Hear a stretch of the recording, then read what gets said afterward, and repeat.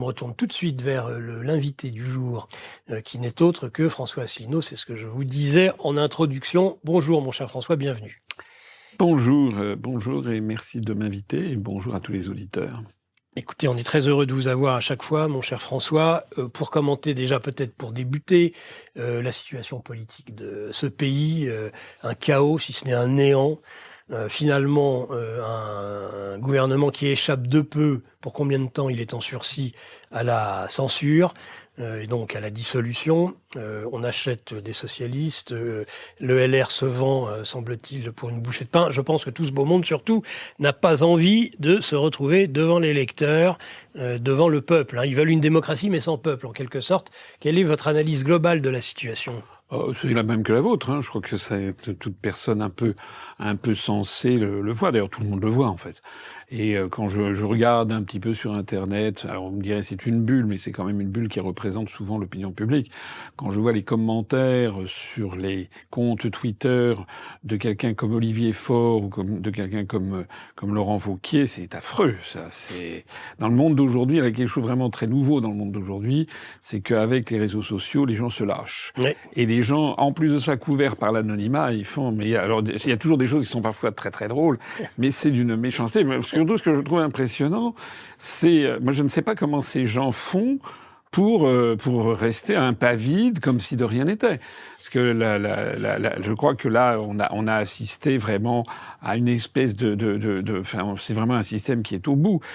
En fait, c'est pas vraiment les institutions d'ailleurs qui sont en cause, quoi qu'elles ont été largement abîmées par toutes les réformes constitutionnelles qui ont eu lieu, mais c'est ensuite l'interprétation que l'on en fait. Le meilleur texte du monde ne peut pas empêcher, si vous avez une génération de vauriens, comme on le dit dans le livre des Maccabées, si vous avez une génération de vauriens qui utilisent des institutions comme le fait Macron, comme le fait pour les torts, pour trouver le petit truc qui va permettre, le petit truc vicieux, parce que voilà, on ne peut pas avoir un pays qui fonctionne sans ce qu'on appelait dans la Rome antique la virtus, la vertu de l'ancien romain.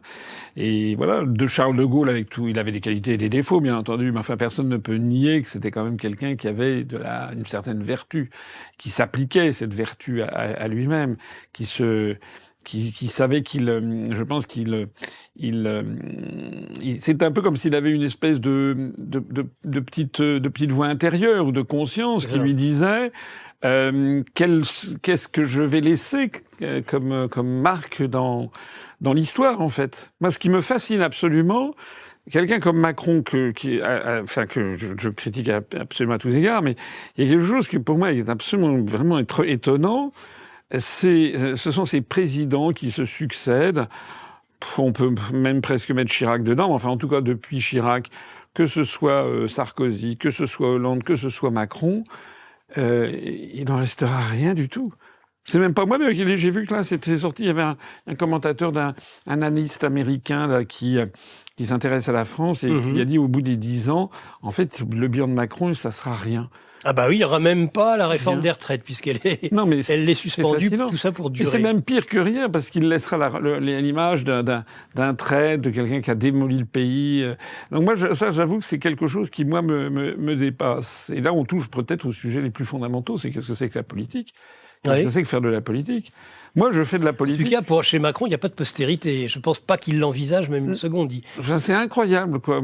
Il est dans une notion un peu comme les prédateurs, c'est-à-dire qu'ils sont dans l'immédiateté, finalement, de la pulsion. Oui. Il n'y a pas d'éthique, il n'y a pas de sens du beau, de la grandeur, de l'histoire, du respect vis-à-vis des 40 générations qu'ont fait la France. Non, c'est un tempérament de jouisseur et puis de narcisse absolu. Même dans la mémoire, même dans l'histoire, il est dans la jouissance. Regardez le mémoriel. Que ce soit Badinter au Panthéon. Il aime beaucoup le mémoriel, mais non pas pour s'inscrire dans l'histoire, juste pour jouir du moment présent, dirait-on. C'est fou. Non, c'est quelque chose de pathologique. Ouais. Moi, quand j'ai créé l'UPR, et c'est peut-être ça qui me distingue de beaucoup de nos responsables politiques, c'est que j'ai créé l'UPR à un âge canonique, j'ai l'année de mes 50 ans.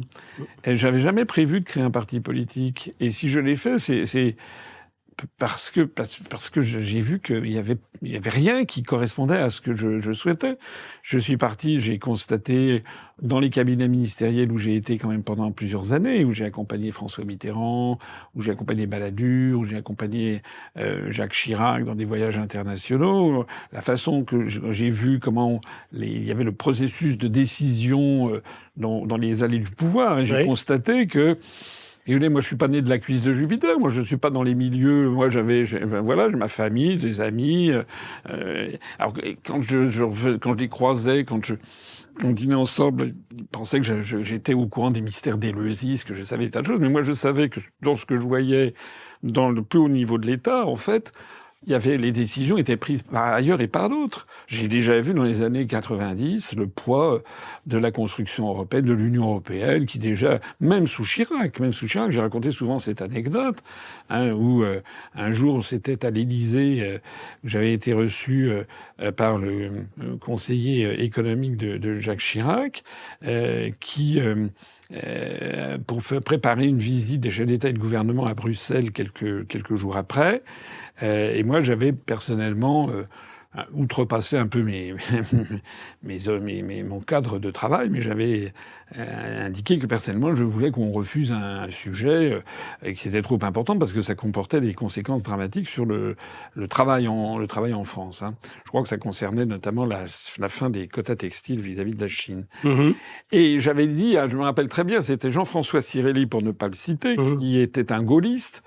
Et j'avais dit, mais il faut que l'Élysée mette tout son poids dans la balance. Il avait la réunion à l'époque, il y avait encore 28 pays, le Royaume-Uni était dedans. J'ai dit, il faut que la France mette tout son poids dans la balance. J'avais même tapé du poing sur la table.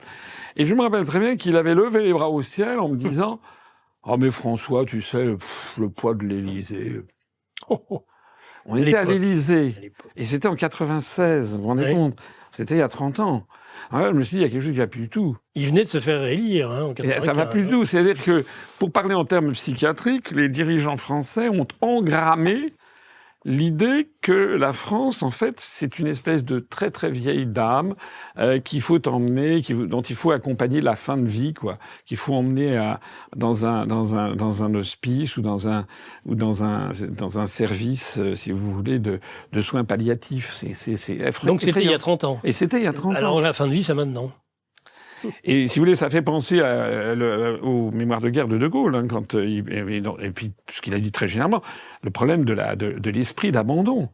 On a des élites, et c'était sous Chirac, Et donc, moi, quand j'ai vu ça, je me suis dit, il y a un moment à partir duquel, moi, je vais faire de la politique. Mais je l'ai fait vraiment pour ce que je considère être de bonnes raisons.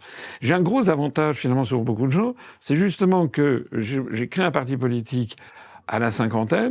Normalement, c'est pas comme ça qu'il faut faire. Les Rastignac, ceux qui ont les dents qui rayent le parquet, ceux qui considèrent que s'ils sont pas présidents de la République à 35 ans, ils ont raté leur vie. Bon, parce qu'on en est là, hein. Bientôt, je pense qu'il va falloir descendre en dessous de 30 ans. Je pense que Carla Bruni Sarkozy, elle a peut-être ses chances pour quand elle aura 22 ans. Vous êtes dur, là. Non, mais c'est vrai. Enfin, c'est vrai qu'elle rajeunit à vue d'œil. Bon.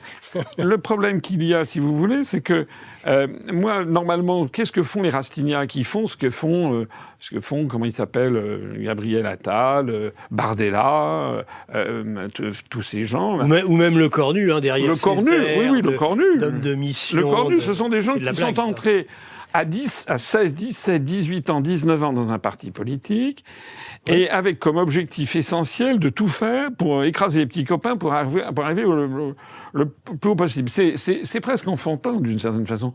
C'est presque une espèce de... C'est enfantin. Oui, il y a quelque chose... Enfin, en fait, c'est pour faire plaisir à maman, quoi. C'est la cour de récré. C'est pour faire plaisir à maman, pour faire plaisir à papa, maman, je veux être président de la République. Enfin, il y a quelque chose d'aussi primaire que ça. Vous croyez qu'il y a un rapport, oui. Parce que peu importe le contenu, si vous voulez. Il faut avoir le contenant. C'est comme ça que j'explique personnellement le fait. Si réfléchissez là, on fait vraiment de la politique à un très haut niveau, je trouve. C'est quand même incroyable que nous avons eu des présidents de la République qui ont tous approuvé depuis maintenant 30 ou 40 ans des décisions, des traités, des transferts de souveraineté dont la conséquence ultime est de vider de substance l'intérêt même du poste qu'ils briguent. C'est vrai. Oui, c'est vrai. Oui. C'est vrai. Oui, c'est vrai. Le président, aujourd'hui, Macron, certains considèrent qu'il a beaucoup de pouvoir. Et oui, il a le pouvoir de faire chier. Hein. Il a le pouvoir d'emmerder le monde, il l'a dit lui-même, d'ailleurs, d'emmerder les Français. Mais le pouvoir du président de la République, aujourd'hui, et du Premier ministre sont extraordinairement contraints. Ces affaires de retraite, par exemple, on voit bien, vous avez vu que la Commission européenne a froncé le sourcil. Il y a dans toute une série de domaines, que ce soit politique industrielle, politique agricole avec le Mercosur, politique de santé avec la cétamipride, politique monétaire avec la BCE, politique étrangère avec l'affaire de l'Ukraine, etc. Enfin, sur tous les sujets, on est comme une mouche dans un bocal dont les parois se resserrent, et qui se frappe, n'arrive pas, ça ne sert plus à rien. D'où d'ailleurs ce conflit de plus en plus aigu entre le président de la République et le Premier ministre, puisqu'ils ont de moins en moins de choses à se mettre sous la dent. Et en plus de ça, ils ont maintenant la même durée quasiment de mandat avec le quinquennat. Donc en fait, la tentation naturelle du président de la République est de transformer le Premier ministre en une espèce de chef de cabinet, de larbin, de paillasson. Là, je crois qu'on est arrivé à l'asymptote du paillasson. C'est sûr. C'est vrai, hein. C'est celui que j'appelle le porte-coton. Alors que c'est tout à fait le contraire de ce qu'avait voulu De Gaulle. De Gaulle, il n'avait pas voulu d'un Premier ministre qui fût d'un paillasson. Certainement pas. Il avait voulu quelqu'un, au contraire, il avait voulu une diarchie, comme on dit, c'est-à-dire avec quelqu'un qui était le chef de l'État, celui dont il disait, celui qui s'occupe de l'essentiel, les grands choix géostratégiques, la grande stratégie de la France en matière industrielle, agricole, les grandes alliances du monde. Comment faire pour que, comme il le disait, il s'adressait à tous ceux qui veulent avant tout que la France reste la France. C'était son obsession. Il avait l'obsession de la déchéance. Il disait, vous savez que, il avait été élevé dans une famille monarchiste, pardon. Et il rêvait quand même, c'est un peu dans le tréfonds d'un certain nombre de Français encore qui rêvent toujours au grand siècle, à Louis XIV, au château de Versailles. Bon, c'est d'ailleurs pas pour rien quand il est arrivé président de la République, il a mis le paquet d'argent pour restaurer Versailles. Vous savez que c'était Rockefeller, sous la Quatrième République, qui avait donné l'argent tellement on était fauchés. C'était les Américains qui étaient en train de prendre en main le château de Versailles. Avec Malraux, il avait restitué ça. Il se prenait un peu pour Louis XIV. Les caricatures du canard enchaîné de l'époque le présentaient en Louis XIV. Et il y avait de ça. Donc lui, il avait cette conception-là. C'est-à-dire un chef d'État qui est au-dessus de la mêlée, et puis le Premier ministre qui gère le quotidien. C'est ça. Voilà. Ce qui lui convenait très bien. Mais donc, il lui fallait se reposer sur des gens de qualité. Et qu'il laissait de la latitude au Premier ministre. Bien sûr. Hein. Et il voulait des gens de qualité. Oui. Ah oui. Parce que comme c'était quelqu'un qui avait une très... Comment dirais-je, c'est quand même quelqu'un d'exceptionnellement intelligent, quelqu'un qui avait une vision, une vista, une vision, une connaissance de l'histoire, qui avait passé par des périodes de sa vie tellement extraordinaires quand même. C'est quand même il sortait de la Seconde Guerre mondiale, un des grands de la Seconde Guerre mondiale. Il avait pas peur qu'on lui fasse de l'ombre. Donc il était dans cette position-là, il était âgé aussi. Tout à fait. Quand il est revenu en 58, il y a des gens qui ont dit il va créer il a dit est-ce que vous croyez que j'ai l'âge à 68 ans de vouloir devenir un dictateur? Vous vous rappelez cette conférence de presse célèbre en 58? Et donc il avait cette durée de vie derrière lui qui lui permettait de bien connaître le fonctionnement des hommes, de bien connaître le fonctionnement des États, des nations, de l'histoire. Et donc lui, il était là plutôt pour promouvoir des gens. Et il avait, comme ministre, il choisissait des gens qui souvent n'étaient pas du tout des politiques, des gens ne connaissaient pas, et c'était des gens compétents. C'est à vous que je dois d'ailleurs d'avoir un petit peu démythifié cette notion de gouvernement technique. On disait le gouvernement technique, est-ce que c'est ça? Mais en fait, vous m'avez expliqué, vous nous avez expliqué que la pratique du pouvoir à l'époque du général de Gaulle, c'était des techniciens, Absolument. Des ministres, mais au sens noble du terme. C'était des gens que les gens n'avaient pas souvent les gens ne savaient pas qui c'était. Pompidou lui-même déjà. Ah oui. Pompidou lui-même, quand il a remplacé Michel Debré en 62, les Français ne savaient pas du tout qui était ce type-là. Il avait été dans l'entourage de Gaulle. Bon, De Gaulle s'était trompé sur sa personnalité profonde, je pense. Parce que Pompidou n'était pas fondamentalement un gaulliste. Fondamentalement. De Gaulle, c'est l'homme qui dit non. De Gaulle, c'est l'homme qui prend de front toute tous les oligarques, les puissances d'argent ne lui font pas peur. De Gaulle dit la politique ne se fait pas à la corbeille, ne se fait pas à la bourse. Bon, alors que Pompidou c'était l'inverse. Pompidou c'était déjà quelqu'un qui était passé par la banque Rothschild, et qui était déjà très lancé dans les milieux germano-pratins, à la fois de la culture et puis de la haute finance. Donc c'était pas le monde de. Mais et d'ailleurs De Gaulle, ça c'est une des paradoxes de Gaulle, je pense, c'est c'était un homme du 19e siècle et il n'était pas à l'aise avec les questions financières. Donc il s'était entouré de gens qui finalement l'ont un peu servi, mais aussi un peu desservi vis-à-vis de l'histoire. Pompidou d'abord, qui a quand même été un excellent Premier ministre, mais qui a petit à petit joué sa propre partition. Et le divorce a été consommé en 1968. Et puis Giscard. Giscard qui avait été conseiller à De Gaulle. Giscard qui est l'auteur du plan de stabilisation de 1963, qui a mené directement à mai 68. Giscard, dont j'ai découvert d'ailleurs un jour, alors qu'il était ministre des Finances français, il devait avoir 40 ans, 42 ans, il avait été reçu dans la résidence d'été de Kennedy. Ah oui ? Avec le président des États-Unis. Avec John. Voilà. C'est-à-dire que, vous savez, il y a quand même beaucoup de rumeurs qui circulent sur les liens que Giscard entretenait avec les Américains. Ouais. Vous savez que c'est sorti, c'est des choses qui sont pas très très claires. Hein. Je pense que ce que De Gaulle n'imaginait pas, il savait bien qu'il avait affaire à des financiers, à des économistes, mais il les pensait néanmoins dans un cadre national, c'est-à-dire des gens qui gardaient à l'esprit la nation. Il n'avait pas idée de ce qu'on allait appeler ensuite l'oligarchie mondialiste. Oui, alors il a commis des erreurs, qui n'en fait pas. Je crois que la principale erreur qu'a faite De Gaulle, c'est de ne pas assurer la survie de la conception qu'il avait du pouvoir. Mais il n'a pas bien assuré ça. Il n'avait pas compris qui était fondamentalement Pompidou. Et puis il a créé une constitution qui était formidable pour lui. Mais c'est la constitution de la Ve République, elle a quelque chose d'extrêmement, une faille énorme. C'est qu'elle est formidable à condition que le président de la République, c'est une espèce de je sais pas moi, de vicaire du Christ. C'était la conception, vous savez, ce qu'on disait du roi de France, le vicaire du Christ, c'est-à-dire quelqu'un comme l'était De Gaulle. Pour lui, sa vie, c'était la France. Il n'était pas intéressé le moins du monde. C'est lui qui payait ses timbres postes, vous le savez. Il n'a retiré aucune rémunération. Donc il faisait ça c'est presque un apostolat. Mais si vous avez ensuite des gens qui sont des gens vénaux, des gens qui sont sensibles à l'argent, des gens qui sont sensibles aux honneurs, et des gens qui n'ont pas cette vision gaullienne, alors là, la Constitution française peut devenir l'horreur. Alors pour moi, c'était son testament politique, la Constitution de la Ve République, mais je pense que ceux qui ont les successeurs auraient dû refuser l'héritage, tout simplement, parce qu'ils n'étaient pas à la hauteur de cet héritage. Oui. Alors ce qu'il faudrait faire, c'est vraiment un sujet, je pense, important, que je développerai au cours des prochains mois, il y a en France un vrai vice quant à la façon dont est choisi le président de la République.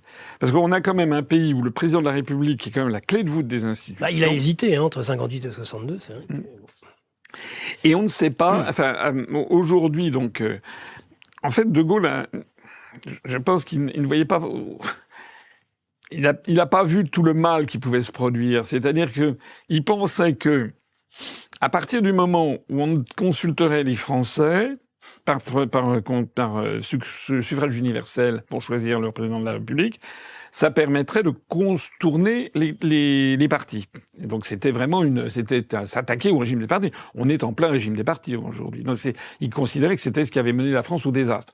C'était vrai d'ailleurs à la fin des années 30, le régime des partis, à la fin des années 50 avec la guerre d'Algérie et la 4e République finissante. Et là, on est retombé en plein régime des partis. Ce qui montre d'ailleurs au passage que quel que soit il y a des espèces de schémas obligés dans les pays qui reviennent sans arrêt. C'est comme par exemple l'ENA. L'ENA avait été créé en 1946 pour favoriser l'accession d'enfants de familles modestes aux plus hautes fonctions de l'État. Parce que auparavant, pour entrer dans les grands corps de l'État, l'inspection générale des finances par exemple, il fallait présenter le concours en habit avec queue de pie. Alors déjà, si vous étiez fils d'ouvrier, oui, il fallait déjà savoir même ce que c'était qu'un bon. Et puis deuxièmement, il y avait un oral Et à l'oral, c'est très facile de voir quelle est l'origine sociale de quelqu'un. Donc c'est ça et puis même les gens ne savaient même pas que ça existait en plus. Il y avait un concours, le concours de l'inspection générale des finances, il y avait 4 places par an. Donc c'était dans un tout petit monde. Et c'était pareil, ce qu'on appelait la carrière. C'était le concours pour devenir ambassadeur. Donc c'était tout petit. Donc ce qu'avait voulu faire, je dis ça parce que souvent il y a des gens qui critiquent beaucoup l'ENA, et je voudrais expliquer ce qui s'est passé avec cette histoire. C'est que De Gaulle et Michel Debré se sont dit, comment se fait-il qu'en 1940, quand moi, général de Gaulle, j'ai lancé l'appel du 18 juin, il y a eu pratiquement aucun haut fonctionnaire qui m'ait rejoint. Bon, il y en a eu 2, 3. Il y a eu Jean Moulin pour la préfectorale, André Ditel pour l'inspection des finances. Il y a eu Félix Eboué, gouverneur du Tchad, il y a eu le haut commissaire en Polynésie française et dans ce qu'on appelait les établissements français de l'Océanie en Nouvelle-Calédonie. Puis c'est à peu près tout. Hein. C'était dramatique. Et donc De Gaulle, ça l'a beaucoup travaillé. Il s'est dit, comment se fait-il que tous les autres ont trahi en fait? Cette haute noblesse d'État. Voilà. Et il en était arrivé à la conclusion avec Michel Debré que c'est parce que il y avait de l'endogamie. C'était toujours les mêmes petits milieux parisiens. Alors, les aristocrates avaient mis jeté leur dévolu sur le Quai d'Orsay.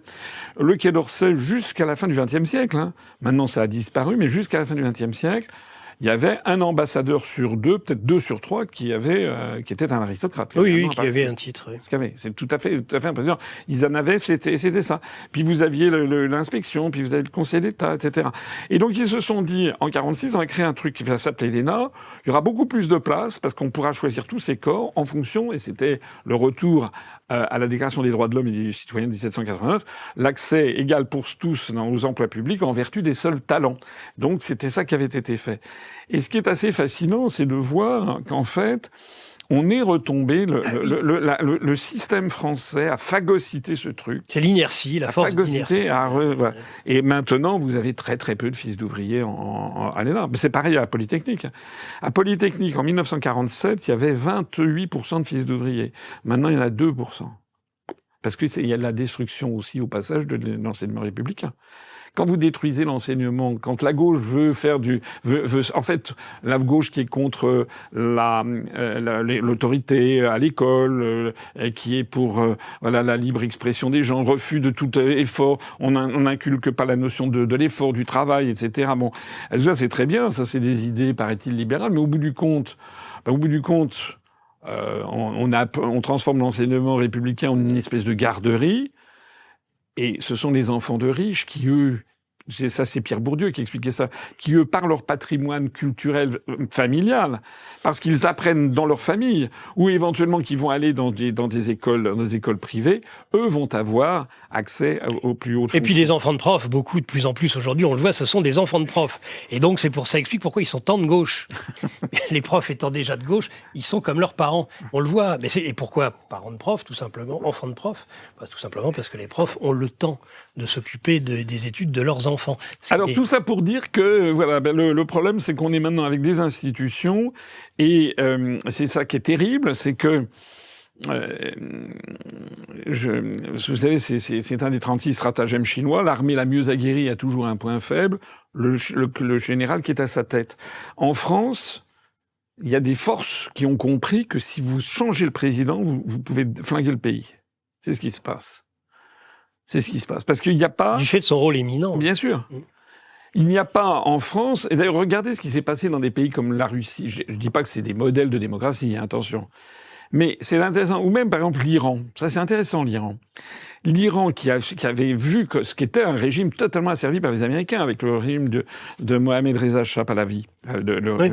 Lorsqu'il y a eu la révolution iranienne, ce sont des gens subtils, les Iraniens. Hein. C'est une très très vieille civilisation. Ils ont créé un truc qui s'appelle le Conseil de la Révolution.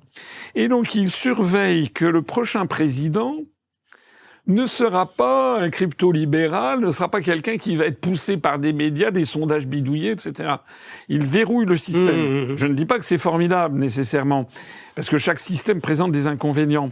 Mais ça veut dire qu'il y a des peuples, ou la Chine, la Russie, ils ont porté un soin très précis à la façon dont ça se passe. Mais nous, en France, vous avez des forces qui ont de l'argent, c'est sans limite. Bon.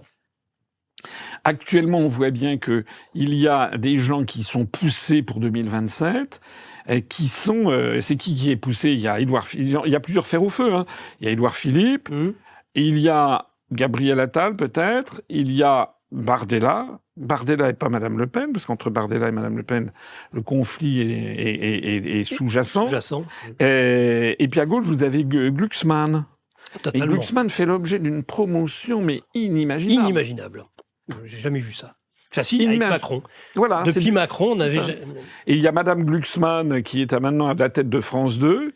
Léa Glucksmann, moi je l'appelle Léa Glucksmann et Raphaël Salomé.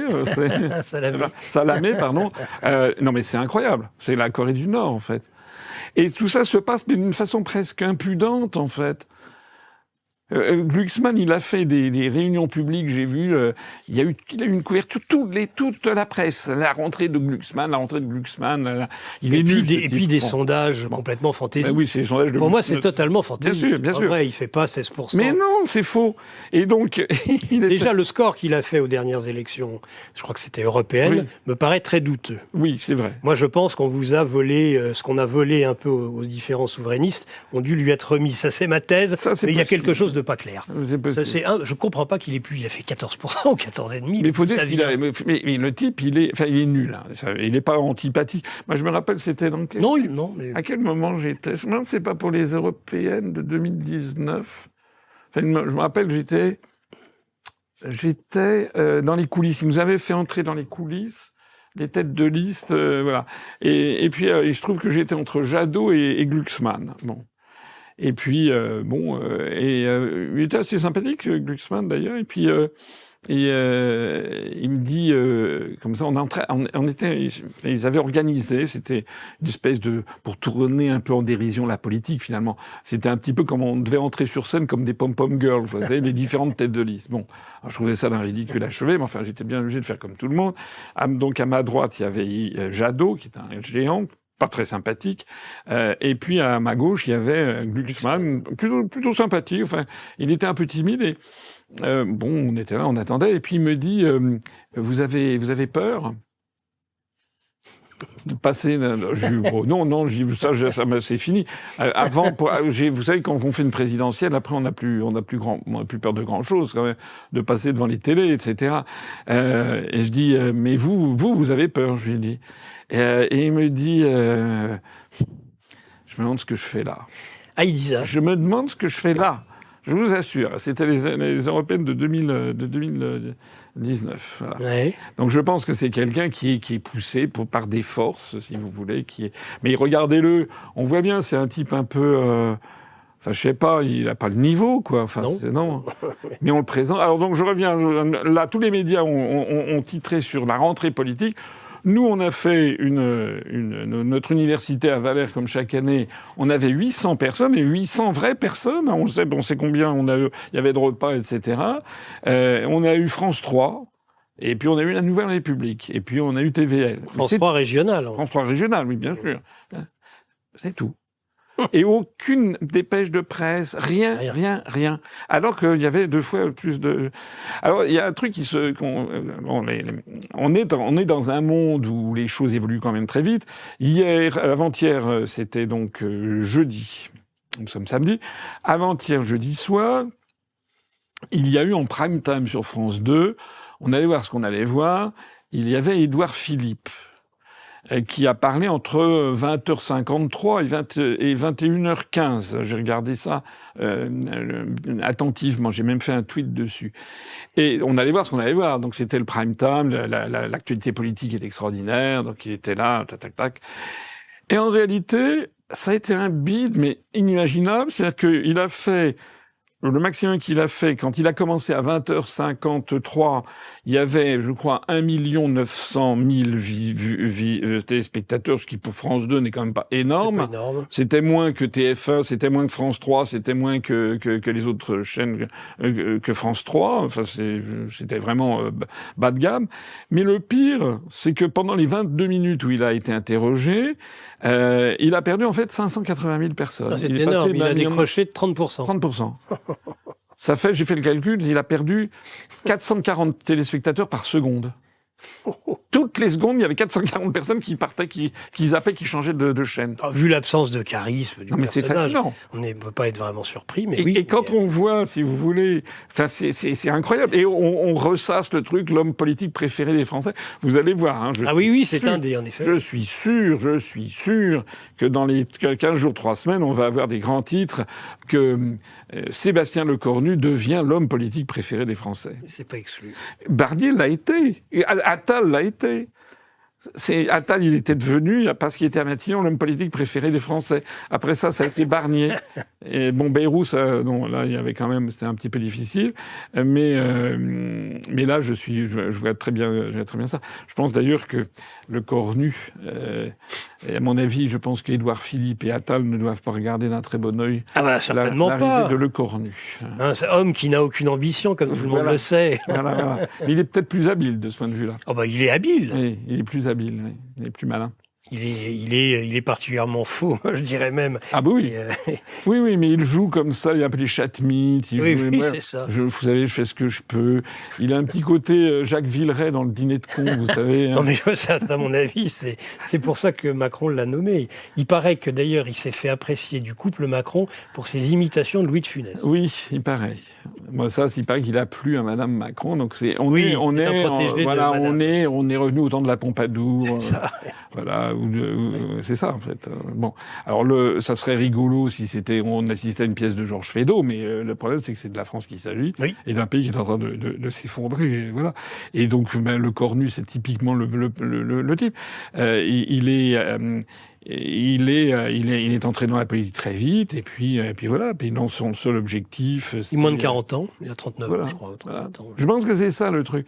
Alors que moi, finalement, je trouve que c'est au contraire très bien d'arriver de briguer une responsabilité quand on est très âgé. Enfin, très âgé, je suis pas très âgé, mais j'ai l'âge. Oui, ce qu'on appelle la force de l'âge. La force de l'âge, et puis surtout, si vous voulez, c'est que je n'ai pas... Pour la politique, moi, je sais pourquoi je fais de la politique. Si vous voulez, si j'y arrive pas, j'y arriverai pas. Mais je sais que je me regarderai toujours dans la glace vis-à-vis des gens que j'ai aimés étant petit, qui sont morts maintenant.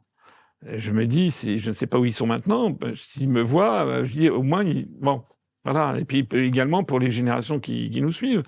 Je sais pas, moi, je m'inscris dans une chaîne de filiation. Rien ne me serait plus. J'aurais pu être ministre, moi, si j'avais voulu. Quand j'aurais pu être 10 fois ministre, j'aurais pu avoir des décorations, en veux-tu, en voilà. Je me suis toujours refusé. Un jour, il y a un ministre qui m'a proposé, il m'a dit, est-ce que vous voulez que j'intervienne pour que vous ayez une décoration? Je lui ai répondu, écoutez, si on juge que je mérite une décoration, qu'on me la donne. Mais je vais pas me demander une décoration. Enfin, ça revient à... du coup, j'ai pas eu de décoration. J'ai pas eu de décoration. Mais c'est ça, enfin, je veux dire, il y a une certaine dignité à avoir, il me semble. Et c'est ça, à mon avis, que les Français ne peuvent pas voir, c'est que tout leur est caché. On leur catapulte, là, il va voir, là, encore une fois, je reviens sur cette élection présidentielle à venir. Il y a vraiment toute une procédure qu'il faudrait revoir. Aux États-Unis, qui n'est pas forcément un modèle, mais aux États-Unis, les Américains connaissent au mois de juillet quels seront les candidats pour le mois de novembre. Donc ça fait quand même août, septembre, octobre. Bon. Et puis il y a des confrontations, il y a des crash tests, ils se confrontent sur plusieurs débats. Tandis que nous, moi je l'ai vu en 2017, et je pense que c'est ce qui m'attend en 2027, parce que je serai candidat, je pense que cette fois-ci, comme en 2007, je pense que j'aurai des parrainages. Mais je vois bien le projet, c'est de faire un brouillard pour m'invisibiliser. En 2017, il y avait eu tous les médias avaient fait monter en mayonnaise Montebourg. Il avait 5% du temps de parole, d'après le CSA à l'époque. Moi, j'avais 0, bien entendu. Il avait 5% du temps de parole. C'était, il va être candidat, le souverainiste. Il faut le souverainiste de service. Mais nous, quand vous cherchez les parrainages, je peux vous dire, c'est un travail énorme avec énormément de militants. On rencontre des maires, puis on leur dit, les maires, il y a des maires qui nous disent, ah ben non, j'ai déjà donné mon parrainage, vous savez qu'ils peuvent s'en donner un au maximum, etc. Donc on savait qui était sur le terrain. Et par exemple, Lutte ouvrière, c'est vraiment, ils sont extrêmement bien organisés. Donc on savait qui était sur le terrain, mais Montebourg, ah non, jamais. Donc on savait qu'il n'était pas sur le terrain. Et ça, n'importe quel journaliste aurait pu faire une toute petite enquête et dire à sa rédaction, on va arrêter de mettre en avant quelqu'un qui ne sera pas candidat. Mais c'était justement le projet. Le projet, c'était ça. C'est fait de telle sorte que lorsque j'ai eu les 500 parrainages, quand ça a été annoncé officiellement, avec d'ailleurs des rebondissements tout à fait incroyables, mais bon, lorsque j'ai eu les parrainages, que ça a été annoncé, j'y avais plus que 4 semaines avant le premier tour. Et donc je n'ai pas pu faire campagne. Une campagne officielle. Voilà, donc je suis pas le seul. Il y avait d'autres personnes. Alors Nathalie Arthaud, Philippe Poutou, Jacques Cheminade était dans le même sac que moi. C'est-à-dire, et puis on peut même dire qu'il y en avait qui n'étaient pas très très mis en avant non plus. Mais il y avait vraiment, les médias avaient déjà invisibiliser toute une série de candidats. Donc il faut bien que les Français comprennent que c'est pas eux qui choisissent le président de la République, en fait. Il y a un premier tour avant le premier tour, hein. Et le premier tour, il y a même 2 tours avant le premier tour. Il y a la recherche des parrainages, d'une part, qui est très très difficile, et d'autre part, il y a la présélection des médiatiques et sondagières. Et sondagières. Là, on vient d'écrire une lettre à la commission des sondages. On se plaint de la même façon. Toujours Monsieur Dabi de l'IFOP. Enfin, lui, c'est la quintessence de l'escroquerie. Non, mais il a fait. Vous savez, il avait sorti ce sondage où il montre que Glucksmann dépasse Mélenchon. Bon, moi, je veux bien que les gens n'aiment pas Mélenchon. Mais enfin, c'est vraiment tellement se foutre de la gueule du monde. Mélenchon par rapport à Glucksmann, Mélenchon, je suis désolé, il est quand même très populaire dans les banlieues, dans toute une série on peut le regretter, mais c'est quand même comme ça. Bon. D'ailleurs, dans les sondages, on voit quand même qu'il fait encore des scores. Alors que Glucksmann, c'est 0. Donc, nous, on a écrit à la commission des sondages pour dire, mais c'est pas normal que l'on teste des gens, comme Monsieur Glucksmann, ou comme par exemple, Monsieur de Villepin. Oui, pareil. Par exemple, M. de Villepin, il n'a jamais annoncé qu'il serait candidat et il ne l'a jamais été. Non. Mais nous, on voit M. de Villepin, M. de Villiers, c'est des gens qu'à mon avis, qu'on va nous mettre comme ça toute l'année 2026 pour nous invisibiliser. Voilà. Philippe de Villiers ? Oh, je pense. Enfin, Philippe de Villiers, il a fait quand même cette déclaration comme quoi il n'irait pas. Hein. Moi, oui. Non. Mais non. Villepin, c'est sûr. Ah, mais il n'ira pas non plus. Mais non, mais il fera un petit tour comme en 2007. Mais il a jamais été candidat. Hein. Non, il a renoncé. Villepin, il l'avait déjà fait en 2012. En 2011, il avait créé un parti politique aussi qui s'appelait République solidaire.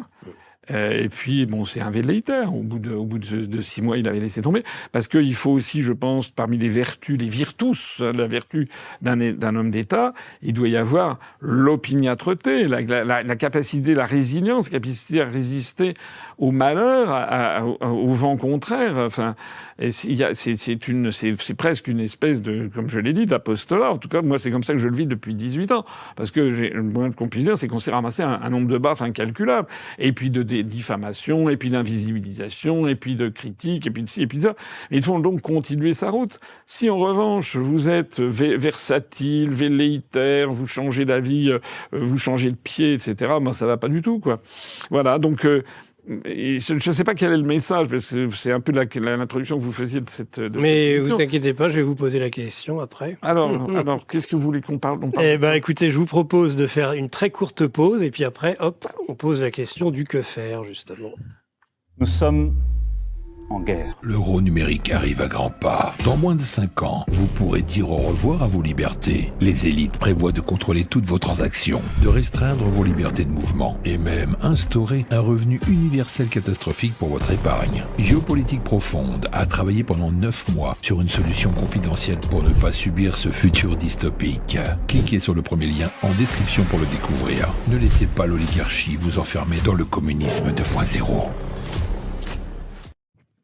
Une semaine de gratuité, souvenez-vous, pour la revue confidentielle de Géopolitique Profonde. Celle-ci, c'est celle d'octobre, avec par exemple mon ami Laurent Arthur Duplessis qui écrit un article en géostratégie, ou encore Alain Soral en mondialisme, les billets d'Alain Soral, ou Laurent Michelon, aussi un spécialiste, entre autres, de la fabrique du consentement, et puis grand spécialiste de la Chine, évidemment. Donc une semaine de gratuité, n'hésitez pas. La boutique, vous allez sur le site de Géopolitique Profonde et puis vous faites vos achats. Vous cliquez sur les liens en description. Nous sommes une communauté. Vous avez les MOG, évidemment. Bon, je vois Saint-Denis à la Macronie, GPTV. Vous avez les bonnets, les t-shirts. Dans les t-shirts, ils sont de retour. Non Macron, je n'irai pas en Ukraine. Ou encore, non Klaus, je ne mangerai pas d'insectes. Voilà. On retrouve François Asselineau qui vient de nous décrire en effet toute cette invisibilisation dont il est l'objet, dont sont l'objet les authentiques gaullistes et souverainistes. Et c'est pas la première fois que ça arrive, et on le craint évidemment pour la prochaine élection 2027. Donc la question qui vient justement après, c'est comment rompre ce signe indien, ce plafond de verre, comment faire en sorte de les forcer en quelque sorte les médias à parler de vous. Alors c'est ça qui est extraordinairement difficile, puisque, donc, comme je vous l'ai dit, on a ces deux tours que ne connaissent pas les Français. Le premier tour, la recherche des 500 parrainages, on peut y arriver, puisque j'y suis parvenu. Donc on peut y arriver, mais c'est quand même un immense effort. Et c'est toujours aléatoire, puisque moi, en 2022, en revanche, là, on m'a torpillé pour que je ne puisse pas les avoir. Et puis, il y a ce deuxième tour, qui est la sélection médiatique et sondagière, avec des forces considérables. Et c'est pas un fantasme. Il y a des gens, parfois, qui me disent, ah oui, Asselineau est toujours en train de se plaindre parce qu'il passe pas dans les médias. Mais c'est pas que je me plains parce que je passe pas dans les médias. C'est déjà que vous n'y passez pas. Déjà que je n'y passe pas, mais c'est surtout que j'essaie d'expliquer aux gens que c'est une élection à 4 tours, l'élection présidentielle, et c'est le deuxième tour, c'est le passage média, c'est les médias qui présélectionnent, les médias et les instituts de sondage. Si on n'a pas compris ça, on n'a pas compris comment ça fonctionne. Voilà. Normalement, on devrait arriver à l'élection présidentielle, il devrait y avoir, c'est comme par exemple pour la vaccination, les gens devraient donner leur accord en vertu d'un consentement éclairé. Les gens devraient savoir quel est l'ensemble de l'offre. Mais j'ai été candidat à l'élection présidentielle en 2017, il y a des millions de Français qui ne me connaissent pas. C'est le problème de la notoriété. Comment voulez-vous que l'on puisse voter pour quelqu'un que l'on ne connaît pas? Voilà, il est là le truc. Et donc, c'est celui qui va tenir et les médias et les instituts de sondage qui va décider de la notoriété. C'est pour ça que c'est si important. D'ailleurs, si ça n'était pas si important, moi j'ai dit, mais il y a parce qu'il y a des gens parfois qui me disent oui, ça va, sinon vous avez fait 1%, c'est bon, ne vous intéressez pas le monde, moi je vote pour quelqu'un. Vous n'avez rien à apporter au débat. J'ai eu des directeurs d'instituts de sondage, puis quand Voilà, j'ai rien à apporter au débat. Mais j'ai dit, mais attendez, moi ce que je propose, puisque je me plains toujours et que ce que je dis est faux, donnons 0,8% du temps de parole à M. Glucksmann ou à M. Bardella, et donnez-moi les 14 ou 15% de temps de parole dont M. Glucksmann bénéficie, ou les 25% de temps de parole qu'a eu Macron. Et puis, voyons au bout de 3 mois ce qu'il en est.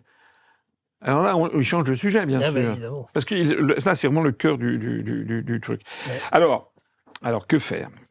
D'abord, je pense que la première chose, c'est qu'effectivement, il faut que le maximum de gens se prennent en charge, bénéficient d'un réseau, heureusement, qui est sur Internet, qui vient petit à petit affaiblir heureusement, c'est ça la note d'espoir, parce que sinon il y a des gens qui me disent alors on n'y arrivera jamais. Non, je ne dis pas ça.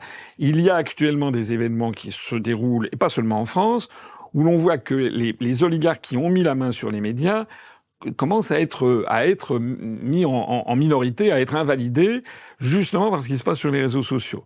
J'en prendrai 3-4 exemples.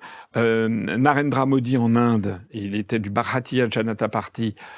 Il était en Inde qui est assez connecté en fait. Bon, il était interdit des grands médias parce qu'il s'opposait au parti du Congrès, le grand parti traditionnel de Nehru, Gandhi et compagnie. Enfin, Indira Gandhi. Il a réussi à s'imposer par les réseaux sociaux en Inde.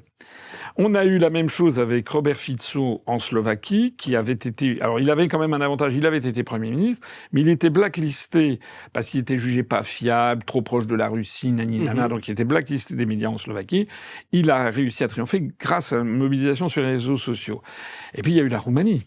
Călin Georgescu, qui incroyable. Alors là, pour le coup, l'inconnu de service. Voilà. Alors lui, il s'est beaucoup développé grâce notamment à TikTok. Totalement. Et ça, c'est une mobilisation. C'est pas qu'il y avait les Russes qui étaient derrière, c'est qu'il y a eu une mobilisation des gens. Et donc, ce qu'il faudrait, c'est que les Français il se précipite bien davantage encore sur les réseaux sociaux. C'est en cours. Il y a de plus en plus de gens qui basculent vers les réseaux sociaux. Je crois que c'est sur France 2. Je regardais je crois par exemple que le journal de France 2 il me semble qu'en l'espace de 5 ans, le nombre de gens qui vont regarder le journal de 20 heures sur France 2, il a perdu un tiers de ses... Il a dû passer quelque chose comme, je sais plus, de 7 millions à 4 millions 5 ou quelque chose comme ça. C'est des chiffres, faut les revoir. Donc il y a un phénomène de transfert de plus en plus de gens. C'est là-dessus, par exemple, vous le voyez, vous avez des auditeurs. Mais ça reste encore limité. Alors pourquoi ça marche, justement, en Inde et pas en France? Et pourquoi en Roumanie et pas en France? Ça, c'est quand même... Alors, je pense que... Est-ce qu'il y a cet aspect quand même très légitimiste, les institutions en France qui serait à l'origine du fait qu'on hésite en France à finalement s'intéresser et accorder du crédit à des personnalités qui ne sont pas connues au départ? C'est plus long, un vieux pays monarchiste, encore une fois. Oui, je pense qu'il y a de ça. Je pense qu'il y a aussi... vous savez, c'est vraiment des questions qu'on se pose sans arrêt. Bah, on a des amis, on a de la famille. Bon, j'en parlais avec l'un de mes collaborateurs il y a pas plus tard que ce matin d'ailleurs. Donc quelqu'un dont les parents sont des gens qui sont des gens intelligents, qui ont fait des études supérieures, etc., qui savent ce que fait leur fils, qui écoutent ça, mais il n'y a rien à y faire. C'est-à-dire qu'il y a un moment à partir duquel, nous, on a bâti, j'ai bâti l'UPR sur la rationalité. Et à un moment, ça ne marche plus. À un moment, ça ne marche plus. Ils n'ont plus de réponse, mais ils ne veulent plus aller de l'avant. Ça me fait penser, c'est ce que Robert Ménard m'avait dit il y a une 12-13 ans. Il était encore sur Sud Radio à l'époque, avant de faire de la politique.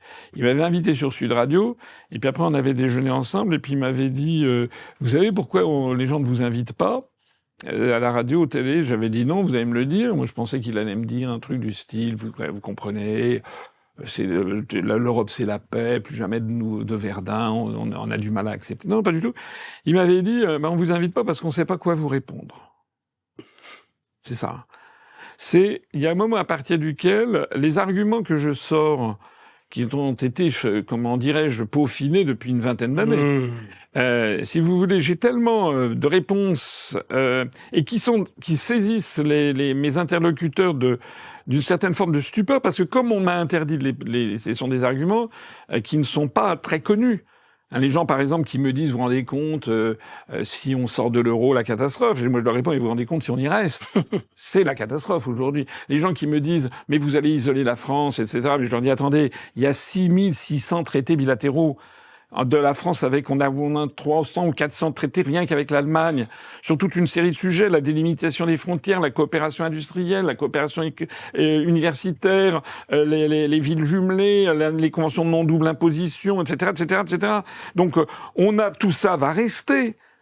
Donc les gens qui croient qu'on va, à partir du moment où on sortirait de l'Union européenne, ça serait la Corée du Nord, c'est un fantasme. Et donc quand je leur montre, je dis regardez le nombre de traités. Alors les gens regardent et puis ils bug. Oui, parce que effectivement, personne ne leur avait jamais dit. Vous comprenez? Et ça, c'est quelque chose. On a la construction européenne, elle a quelque chose d'hypnotique, comme l'avait la construction du socialisme.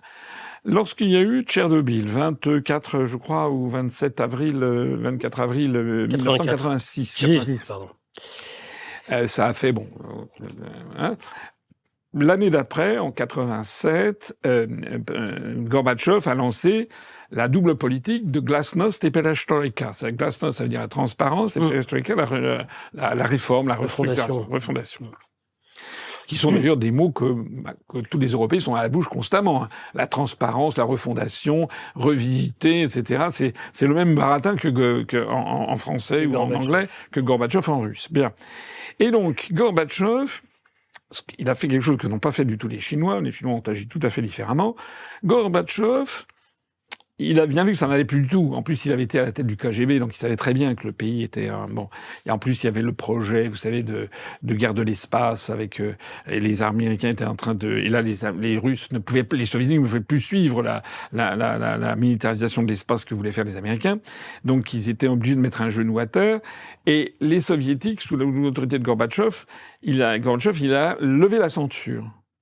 Donc, tout le monde a pu s'exprimer. Et c'est allé assez vite. Et donc, à l'automne 87, je crois, il y avait des gens qui ont commencé à dire qu'en fait, ils vivaient très mal depuis des années, bon. Et puis d'autres qui vivaient très mal depuis beaucoup, beaucoup d'années. Et puis d'autres, quand ils n'avaient pas pu décider, en fait, c'est pas eux qui choisissaient leurs dirigeants. Et puis, etc., etc. Et puis, de proche en proche, au bout d'un mois ou 3 semaines, il y avait des gens qui ont commencé à écrire. Et c'était publié, non, c'était quelque chose, une révolution. Des gens qui disaient, en fait, depuis la prise de pouvoir par les bolcheviks en 1917, puis la révolution d'octobre, c'est une révolution antidémocratique et en fait on s'est trompé, on a fait fausse route. Bon. Et ce qui était intéressant, je me rappelle très bien, moi j'étais à l'époque, je lisais le Monde à l'époque, maintenant ça fait bien longtemps que j'ai arrêté de lire ce torchon, mais il y avait un article de Bernard Guetta qui était le journaliste à l'époque et qui avait raconté, c'était intéressant, contrairement à ce que l'on pouvait imaginer, il y a beaucoup de gens qui n'admettaient pas la levée de la censure. Il y avait des gens qui avaient été toute leur vie, on leur avait dit ça, des gens qui disaient « Vous allez quand même pas nous dire qu'on s'est trompé depuis 70 ans ». Et c'est pourtant la réalité. Oui. Et là, c'est la même chose, si vous voulez. Vous avez des gens, qui, notamment les personnes âgées qui votent beaucoup, elles n'arrivent pas à admettre que ça fait 50 ans qu'on se balade.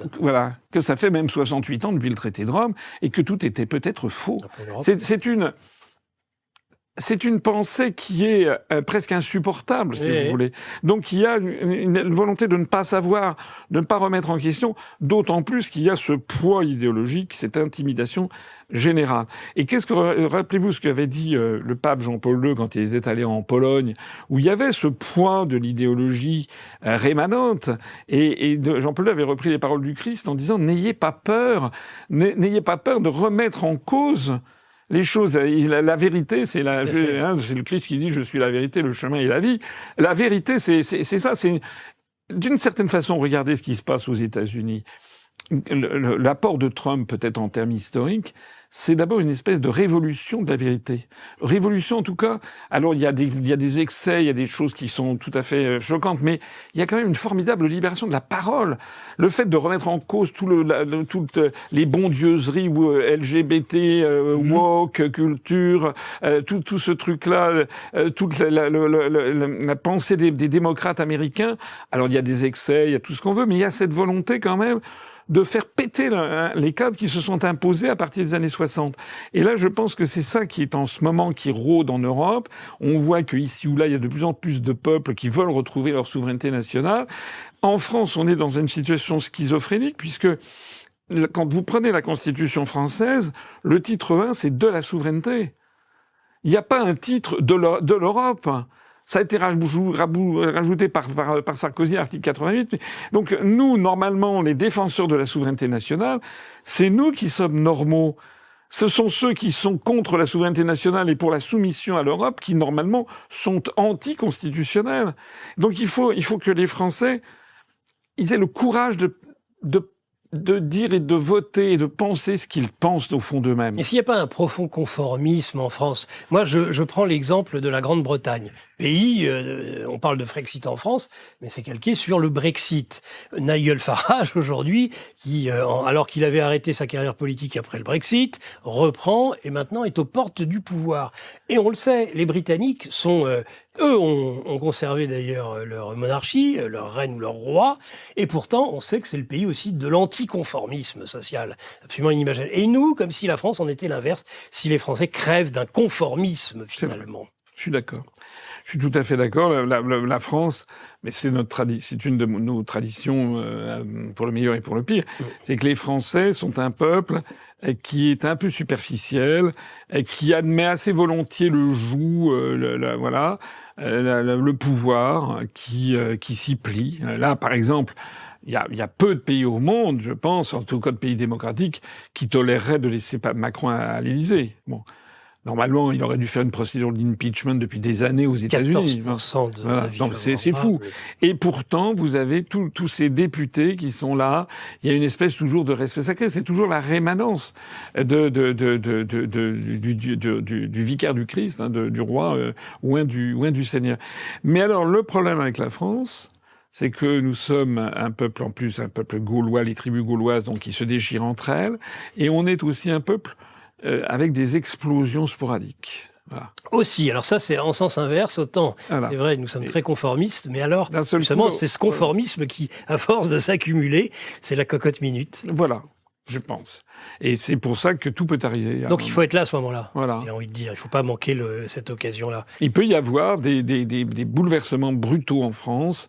Alors je crois pas trop quand même à la grande révolution parce que on n'est plus en 1830, on n'est plus en 1848. En 1830, il n'y avait pas d'électricité, il n'y avait pas de télé, pas de radio, pas d'internet, pas de distraction en fait. Donc il y avait des veillées le soir et puis les gens discutaient entre eux. Bon. Et puis l'espérance de vie était de 45 ans pour les hommes. Et donc, lorsque le prince de Polignac prend les ordonnances en 1830 qui suppriment la liberté de la presse qui avait été imposée par les puissances occupantes après 1815, ça met le feu aux poudres. Et il y a des Parisiens, c'est un phénomène parisien, hein, les Parisiens qui descendent dans la rue, un type, il est au Faubourg Saint-Antoine, il a 34, 35 ans, il sait qu'il en a pas pour très très long. Il n'imagine pas terminer sa vie à 90 ans. Et puis la vie est monotone. Et puis voilà. Et donc il descend dans la rue. Et puis il se fait trouer la peau. 3000 morts avec le général de Marmont qui va tirer dans le tas. Mais c'est la révolution de 1830. Le roi est quand même obligé de s'enfuir. Et c'est un phénomène parisien. À ce moment-là, d'ailleurs, vous savez que c'est un peu comme la révolution des œillets en Tunisie et les printemps arabes. C'est que la révolution de 1830 est une révolution qui a été détournée de son objet, puisque, en fait, ce que voulaient les gens qui sont descendus dans la rue, ils voulaient revenir à la République. Et à ce moment-là, le vieux Lafayette et le baron, le banquier Laffitte, ont expliqué à l'hôtel de ville de Paris aux Parisiens que voilà, ils avaient bien entendu ce que les Parisiens voulaient, c'était lui. Ils ont sorti le duc d'Orléans, qui est devenu Louis-Philippe. Ah bon Donc ils ont fait croire que les Parisiens voulaient l'autre branche, les Orléans. Ça a marché. Donc, mais ça a marché jusqu'en 1848. Puis ça a de nouveau une explosion. Donc, ce que disait De Gaulle, c'est qu'on peut pas faire accepter un peuple quelque chose contre sa volonté profonde. Et c'est là où on est dans une impasse historique fondamentale. C'est que, qu'est-ce qui est enthousiasmant dans ce qui se passe actuellement ? Il va y avoir plus de 17 milliards d'euros d'impôts en plus. Là, effectivement, le Cornu et Macron, ils ont eu une petite victoire de Maquignon, si vous voulez, sur un marché aux bestiaux. Un petit sursis. Voilà, un sursis avec la trahison des uns et des autres, trahison de Olivier Faure, trahison de Vauquier, parce qu'ils veulent pas perdre leur poste. Mais tout ça, ça va mener à quoi, en fait? Le problème, il est là. Le problème, j'aime bien cette expression, vous savez, des Anglais, l'éléphant dans le couloir. L'éléphant dans le couloir, c'est que les Français ne dirigent plus leur propre pays. Alors, on a beau leur dire, non, regardez pas, là, ça, non, ça, c'est quoi, ça, c'est assez, non, faut pas regarder. Non, ce qu'il faut regardez, là, il y a beaucoup trop d'Arabes, etc. Ça, c'est CNews. Mais sous International, on décide plus, ça, il faut pas regarder. Mais le problème, il est toujours là. Et donc, on peut pas diriger un pays constamment en jouant sur les appétits misérables des uns et des autres. C'est assez rigolo, d'ailleurs, que le Cornu ait dénoncé les appétits partisans le Cornu 1, alors qu'il n'a joué que de là-dessus pour le Cornu 2. Non, mais bon, c'est la fausseté faite homme. C'est la trahison. Tiens, vous savez qu'un truc, je sais pas si vous êtes au courant, mais trahison, ça vient notamment du latin trahere. Ou tradere. Et tradere, c'est ce qui a donné le commerce aussi. Bah oui, voilà, le trading. C'est la livraison, en fait. Trahir, c'est livrer. D'ailleurs, les 40 deniers de Judas. Bien sûr, il livre. C'est la livraison, si vous voulez. Donc, il y a une, comment dirais-je, il y a une espèce d'osmose entre le concept de faire du commerce et le concept de trahir. C'est assez intéressant du point de vue étymologique. venant d'une oligarchie financière et commerciale, évidemment. Oui, parce qu'ils pensent que tout s'achète, en fait. C'est ça. Oui, c'est ça. Mais il y a aussi cette notion de livret qui n'est pas très sympathique, qui est qu'après on fait ce qu'on veut du paquet qui a été livré. Oui, oui. C'est-à-dire qu'il y a quand même on est prêt à sacrifier son propre peuple, s'il le faut. Il y a un anglicisme, je fais un verbe, c'est to deliver. Les Anglais, he has delivered. Ça veut dire il a rempli son contrat. Voilà. Donc là, Macron, il est sur le point de délivrer. Voilà. Oui, je pense qu'il a fait son contrat. Le contrat, c'était de il sera délivré de son contrat, même, j'ai envie de dire. C'est des promesses qui lui ont valu d'être mis là où il était. Alors, pour revenir à votre question d'origine, d'abord, les réseaux sociaux. Un élément. Les réseaux sociaux. Oui, et quoi d'autre? Deuxièmement, un réarmement moral et spirituel, j'allais dire. Voilà, ça c'est vraiment important. Parce que les Roumains, ils ont quelque chose qu'on n'avait pas, c'est qu'ils ont été sous une dictature féroce. De Ceausescu. De Ceausescu. Alors que malheureusement, et donc ils savent ce que c'est qu'une dictature. Ils ont appris l'habitude d'avoir une contre-société. Et eux-mêmes, on les aurait cru plus révoltés quand finalement on leur a supprimé l'élection. Enfin, Mais oui, parce que on a eu un progrès phénoménal de toutes les sciences cognitives, de toute la programmation neurolinguistique, de comment toutes les manipulations pour les opposants, les faux opposants qu'on sort les uns après les autres, diviser les opposants, faire miroiter des choses extraordinaires, donc avoir la main sur les médias. Enfin, toutes les révolutions de couleur organisées par les Américains, que ce soit en Géorgie, que ce soit en Ukraine, etc., ça a toujours commencé par la mainmise sur une radio, une télé. Toujours. C'est pour ça que c'est si important, cette question des médias, parce que ça façonne. Donc là, il faut les réseaux sociaux et tous, et puis il faut parler autour de soi, je pense, et il faut aussi un peu presque un coup de pied au derrière psychologique. Ce que De Gaulle disait, vous savez, quand il disait redressez-vous. Les Français, il faut quelqu'un leur dise, mais attendez, vous allez quand même pas, on est la France quand même. Vous allez laisser tomber la France? Non, on va pas laisser tomber la France. On va pas faire quand même. On est redevables, comme je le disais tout à l'heure, des 40 générations qu'ont fait la France. Enfin, moi, c'est ça qui m'anime profondément. Moi, je m'en fous de ce que j'ai sur mon compte en banque. C'est vraiment pas le problème. Le problème, il y a des gens comme ça quand même. C'est-à-dire qu'il faut tout le monde n'est pas corrompu par l'esprit du temps. Tout le monde n'a pas comme seul objectif de passer chez Hanouna etc. Non, il y a aussi des gens qui veulent se battre pour des valeurs traditionnelles. Donc, à mon avis, c'est une course-poursuite entre les forces de destruction et les forces de rénovation. C'est comme ça que je vois les choses. Alors, est-ce qu'un des moyens de forcer finalement les caméras à venir vous regarder et à retransmettre ce que vous faites, est-ce qu'il n'y a pas à certains moments la tentation chez vous? Je vois le cas de Trump. Trump a tout essayé, tout osé, toutes les provocations. Et pourtant, Dieu sait comme il avait des casseroles. En tout cas, on lui prêtait de nombreuses casseroles et ils ont bien essayé de l'abattre par tous les moyens. C'est-à-dire le fait, je dirais, d'être d'un moment donné dans une forme de disruption. Exemple, pourquoi ne pas... parce que finalement, nous sommes dans des sociétés où le anti-héros a de la notoriété. Et si en effet la notoriété c'est important, pourquoi ne pas, par exemple, aller demain en Russie, rencontrer Vladimir Poutine, François Asselineau? Pourquoi ne pas aller jusque-là? Parce que là, ils seront obligés de parler de vous, même s'ils ne parlent pas en bien. Je suis même pas sûr. Il faut peut-être essayer. Je suis même pas sûr. Je dis Poutine parce que c'est l'affreux méchant, je suis évidemment. Même pas sûr. D'abord, ça serait. D'abord, il faudrait que je sois invité. Bon, déjà. Deuxièmement,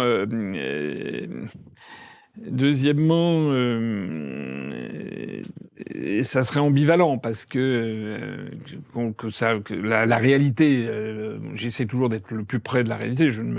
C'est que Vladimir Poutine, pour moi, c'est un très grand chef d'État, ça c'est incontestable.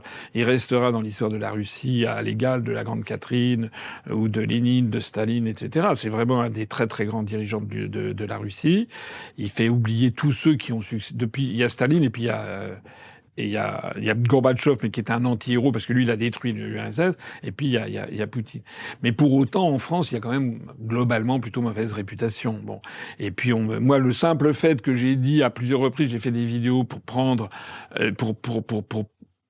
acte de la situation, expliquer ce qu'était l'histoire de l'Ukraine, prendre des positions qui ont été jugées très favorables à la Russie, parce que je considère que là-dedans, la Russie est quand même globalement, pas surtout, mais globalement dans son bon droit, que c'est elle qui a été attaquée par l'OTAN. Rien que ça, on m'a reproché d'avoir des valises de Poutine. Oui, mais est-ce qu'il ne faut pas aller au-delà? Regardez, 80% des Français ont peur de la Russie. Mais moi, j'en déduis que 20% n'en ont pas peur. Oui, je sais bien. Que 20%, comme socle de départ, François, pour une présidentielle, je pense que vous aimeriez bien. Parce que c'est le départ, c'est un début. Oui, je sais bien. Mais le problème, il est que, concrêtement, je pense que les Français ne se décident jamais sur les questions internationales pour une politique étrangère, pour une élection présidentielle.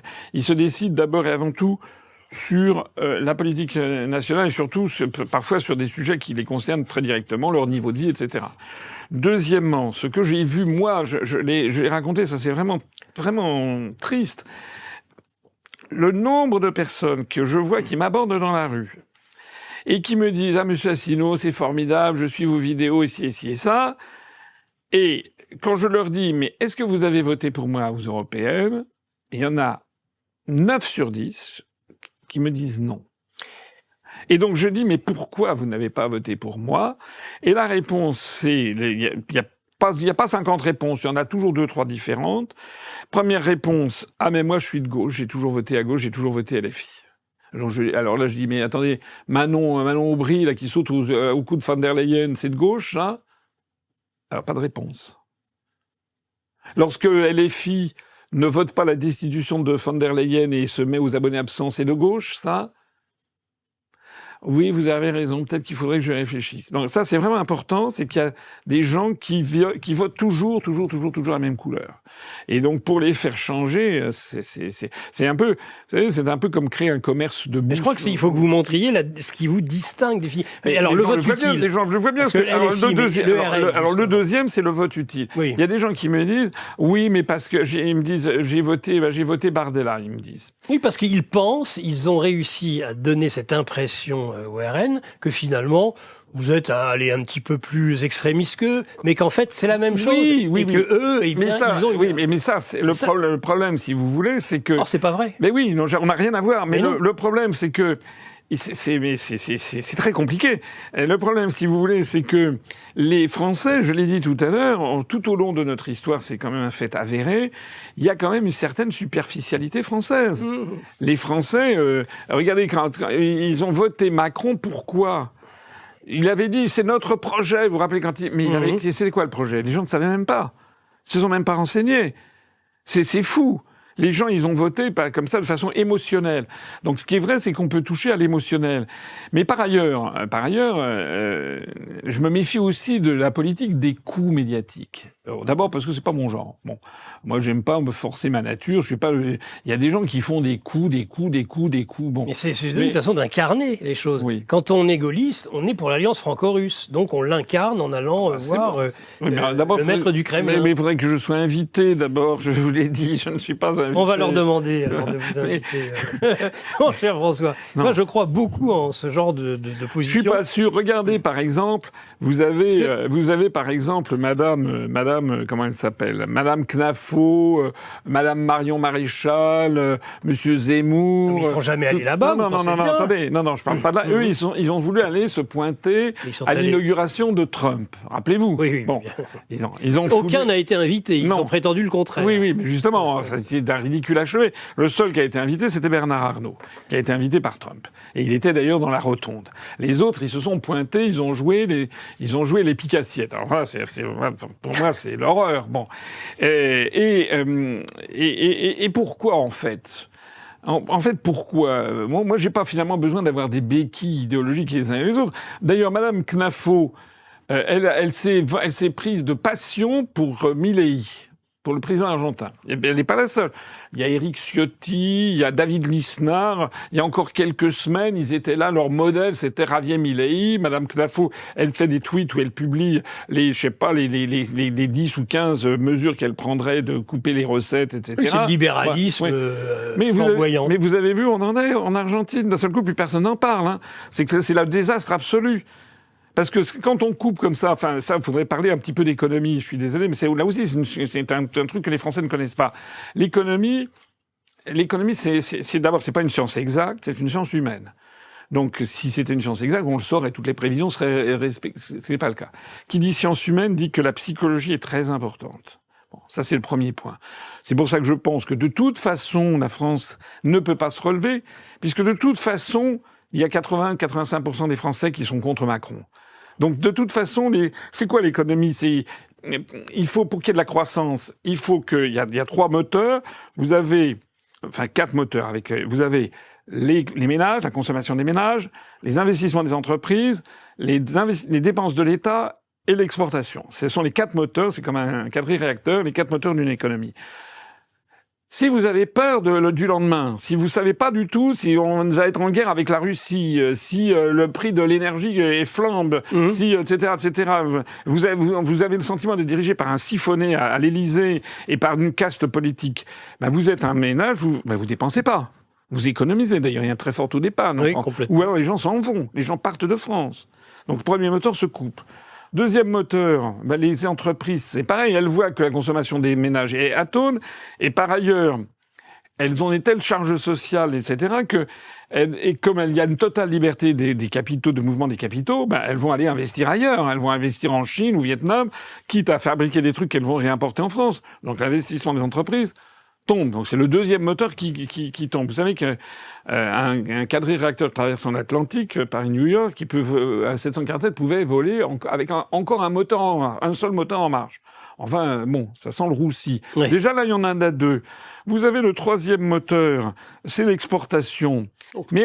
Mais l'exportation dépend beaucoup de la monnaie que l'on a. Or, notre monnaie, elle est trop chère parce qu'elle intègre, les marchés financiers intègrent dans le cours de l'euro la valeur de ce que serait le Deutsche Mark et le florin néerlandais. Donc la monnaie, l'euro, est une cote mal taillée, trop bon marché pour l'Allemagne, ce qui lui a permis, du moins jusqu'à l'affaire de Nord Stream, etc., d'engranger des excédents commerciaux absolument géants, parce que elle est très compétitive et elle avait une monnaie qui était trop faible, donc elle avait une surcompétitivité.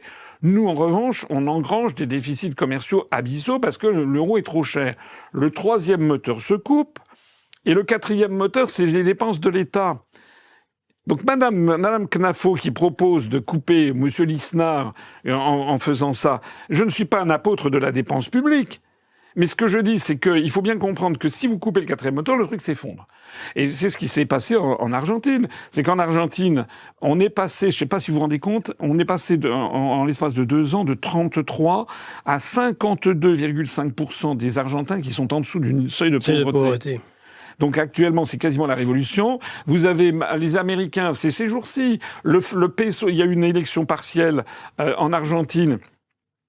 Milei pensait que ça allait être un triomphe. En fait, il se ramassait une gifle. Là, il va y avoir des élections générales. Ils ont très très peur. Le peso argentin s'est effondré de 12% en une seule séance. Ce sont les Américains, c'est Trump qui sont en train de verser 40 milliards pour sauver l'économie argentine.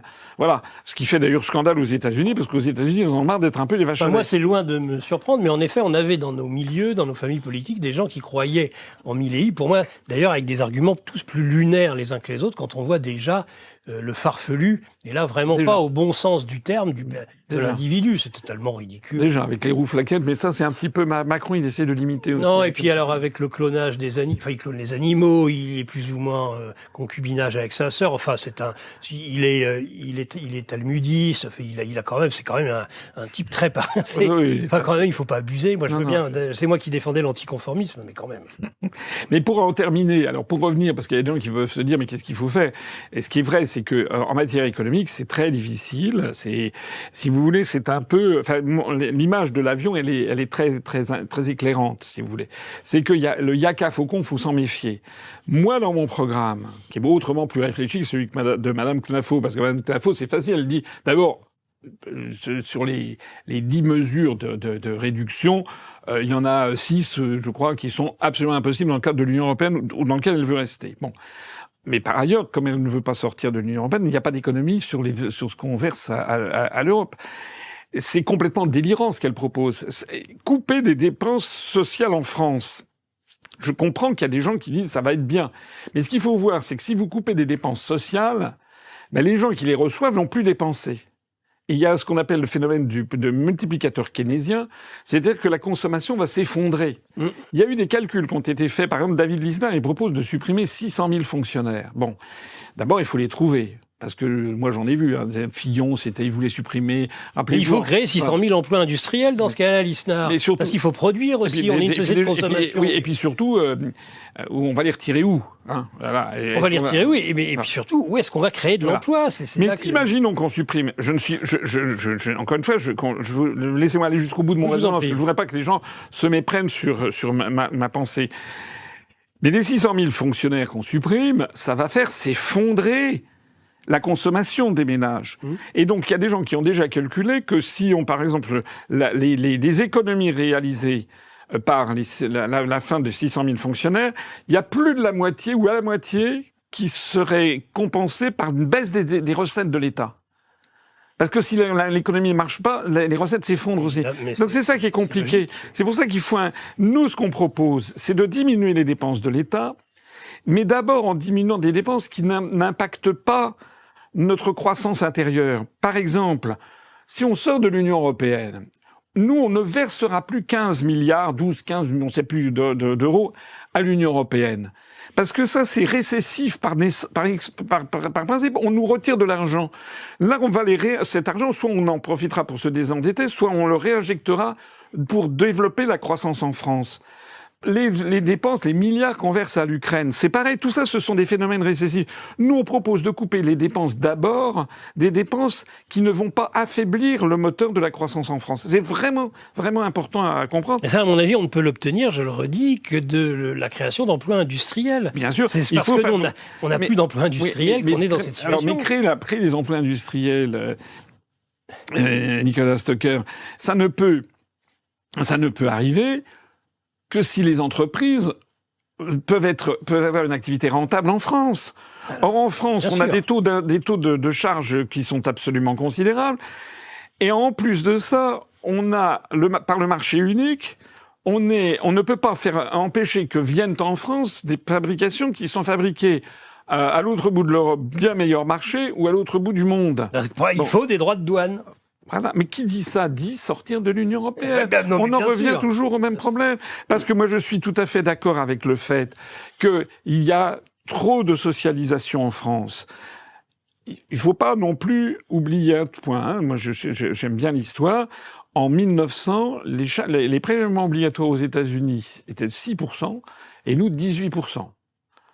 Alors maintenant, on est passé à un délire de 52%, mais ce qu'il faut voir, c'est que déjà en 1900, la France avait des prélèvements 3 fois supérieurs à celui des États-Unis. Donc on a une tradition française où les Français veulent avoir l'État comme assurant la justice sociale. À mon avis, on est allé beaucoup trop loin. Et on veut encore en rajouter sur les droits de succession. Voilà, exactement. Donc, mais là aussi, c'est complètement délirant ce qu'ils veulent, parce que les mesures là qui sont prises par le Cornu et tout, c'est aussi stupide que ce que propose Madame Clafo. C'est-à-dire que si on met des impôts supplémentaires, on parle de 17 milliards d'euros, mais ça va casser la croissance. En plus, ça a été fait, le budget actuel a été fait sur une hypothèse de croissance de 1%. 1%, c'est minable. Mais ça sera pas 1%. Tous les économistes sérieux pensent que ça sera au maximum 0,5. Ça fait 20 ans, 30 ans qu'on est sur en fait, une forme de récession. On a zéro. C'est une récession. D'autant plus que si vous avez 2,2% de taux d'inflation et que vous avez 1% de croissance, en fait, c'est une récession. La France est depuis des années en récession. C'est ce que je pense, oui. Mais faut bien comprendre le pourquoi du comment. Parce que nous sommes dans un processus récessif. On nous pique des dizaines de milliards d'euros année après année pour aller financer nos concurrents, soit en Europe, soit à l'autre bout du monde. C'est ça. C'est comme si j'essaie de trouver des métaphores pour faire comprendre au grand public. C'est comme si on vous faisait une prise, un don du sang, si vous voulez. Mais un don du sang, c'est des litres et des litres tous les jours. Donc, si vous voulez, il y a un moment à partir duquel vous finissez par devenir... Il y a quand même des limites. Vous voyez ce que je veux dire ? Et puis on vous réinjecte un sang bien infecté, par contre, Voilà. bien empoisonné. Donc on est sûr de tuer le moribond. Hein. Il y a une méconnaissance des sciences de la théorie, des théories économiques en France qui est assez fascinante. Et alors le pompon, c'est que j'ai vu le nouveau prix Nobel d'économie. Alors déjà, il n'y a pas de prix Nobel d'économie, vous êtes au courant. C'est pas un prix Nobel. Nobel n'a jamais créé de prix Nobel d'économie. Il a créé des prix Nobel en chimie, en physique, en médecine. Même pas en maths, puisque c'est la médaille Fields. Il l'a pas créé en maths. Il l'avait pas créé pour la paix, mais il a fini. Il avait une amie qui a dit c'est pas chic, vous avez inventé le TNT, là vous avez inventé la dynamite, donc il faudrait quand même rachetez-vous. Donc ils ont fait ce prix Nobel. C'est plus d'ailleurs un prix Nobel de la paix. Maintenant c'est le prix Nobel de l'État profond américain. Voilà. Et maintenant c'est tous les ans, il s'attribue le prix Nobel dit de la paix à quelqu'un qui sert les intérêts profonds des États-Unis d'Amérique, de l'État profond. Et puis, il y a, dans les années, je crois, 68, 70, par là, il y a la Banque de Suède, la Banque centrale de Suède, la Riksbank suédoise, qui a un prix qu'elle a appelé en l'honneur d'Alfred Nobel. Donc, on l'a appelé par facilité le prix Nobel d'économie. Mais en fait, c'est une pure facilité. Et là, comme les autres prix Nobel, ça tend à devenir, enfin, comme celui de la paix, ça tend à devenir un appareil un petit peu politique. Donc, Monsieur Aguillon, là, notre nouveau prix Nobel, c'est un ami de Macron. Et il dit que, alors j'ai vu qu'il s'en prend à LFI et au Rassemblement National en disant qu'il fera tout son possible pour empêcher qu'ils arrivent au pouvoir. Je trouve que il se prend un petit peu, enfin, il a une assez haute opinion de lui-même. Oui. On sait que Monsieur Aguillon, que personne ne connaissait avant, que personne ne connaîtra après, puisse empêcher l'arrivée au pouvoir de LFI ou du RN. Mais, il dit c'est impossible, leur programme est complètement délirant, donc lui, l'ami de nos Mozart de la finance. Mais enfin, quand on a le bilan qu'on a, on devrait se taire, quand même. On ferait mieux de se taire, oui. On ferait mieux de se taire, oui. Voilà, donc il y a aussi ça. Et alors, le problème, si vous voulez, c'est qu'effectivement, les Français là-dedans, ils sont ballottés. Et ça nécessiterait pour une élection présidentielle qu'il y ait ces débats pendant 4 mois. Moi, dans les réformes que je propose, il y a le fait que l'élection présidentielle... D'abord, le mandat est trop court de 5 ans, je pense. Revenir à 7 ans. Ouais, je pense qu'il faudrait revenir à 7 ans. Et peut-être raccourcir à 4 ans l'élection législative, en revanche, pour qu'il y ait un plus grand changement. Et il faudrait aussi qu'il y ait des contraintes sur le président de la République. Voilà, moi, j'ai toute une série de propositions là-dessus qui sera dans mon programme, justement pour assurer une certaine forme de transparence. On ne sait pas quel type de contraintes sur le président ? Déjà qu'on sache un petit peu qui il est, quoi. Parce qu'actuellement, on a un truc qui est dingue, c'est qu'on demande l'état du patrimoine. Mais du patrimoine immobilier, en fait. Bon. On a appris que M. Macron, en 2017... Moi, j'étais le deuxième le plus riche, paraît-il, parce que moi, j'avais dit ce que j'avais. Bon, d'ailleurs, j'ai commencé... C'est bien le seul. Non, il y avait que Dupont-Aignan qui était plus riche que moi. Bon. Donc, moi, c'est parce que j'ai un bel appartement à Paris où je me suis endetté avec ma femme une première fois pendant 15 ans, une deuxième fois pendant 17 ans. Et puis, bon, l'immobilier parisien a beaucoup grandi. Bon, c'est tout. Donc, les souverainistes sont richissimes. Voilà. C'est mais extraordinaire. En revanche, Macron, qui a touché 3 000... Moi, j'ai jamais eu qu'un salaire. Ce qui est vrai, c'est que je gère bien mon patrimoine privé, comme d'ailleurs l'UPR, dont je me plais à dire que c'est l'un des rarissimes partis politiques qui n'a jamais contracté d'emprunt bancaire et qui a une très solide situation financière. C'est ça aussi que les Français devraient se poser comme question, si vous voulez. C'est avant d'élire quelqu'un qui vous dit monts et merveilles sur la façon dont il va gérer la France. Comment il a géré sa boutique, d'ailleurs? Quand vous voyez que la plupart des partis politiques sont en faillite, que ce soit le RN, que ce soit le PS, que ce soit ELV, que ce soit... Enfin, c'est fou, quoi. Donc la première chose, c'est montrez-nous un petit peu ce que vous savez faire. Bon. Et moi, ce que je pense, c'est qu'il faudrait qu'il y ait, on demande au président de la République, enfin au candidat, de dire toute une série de choses. Voilà, par exemple, déjà qu'il montre son extrait d'acte de naissance, voilà, l'extrait d'acte de naissance de son conjoint. Surtout. Non, mais c'est vrai, déjà. Il y a un mystère autour de Macron. Hein. Ah oui, non, mais on ne sait pas très bien. Peut-être au moins autant de mystère pour lui que pour. On ne sait pas très bien qui sont ses parents, en fait. C'est pas clair.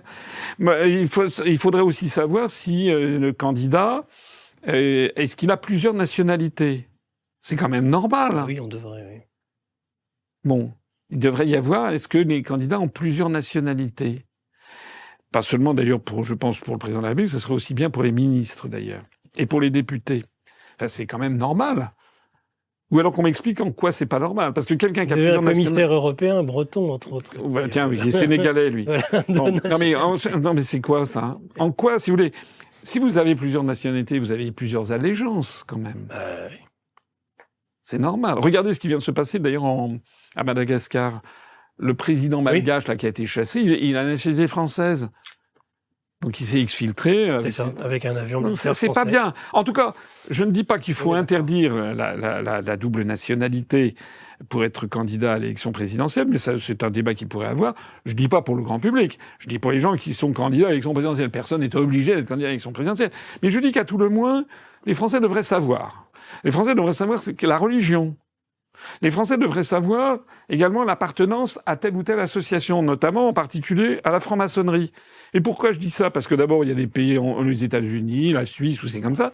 Mais parce que je sais que le Grand Orient, par exemple, exige de ses adhérents, qu'ils soient contre la sortie, contre le Frexit. C'est important de savoir quelles sont les allégeances.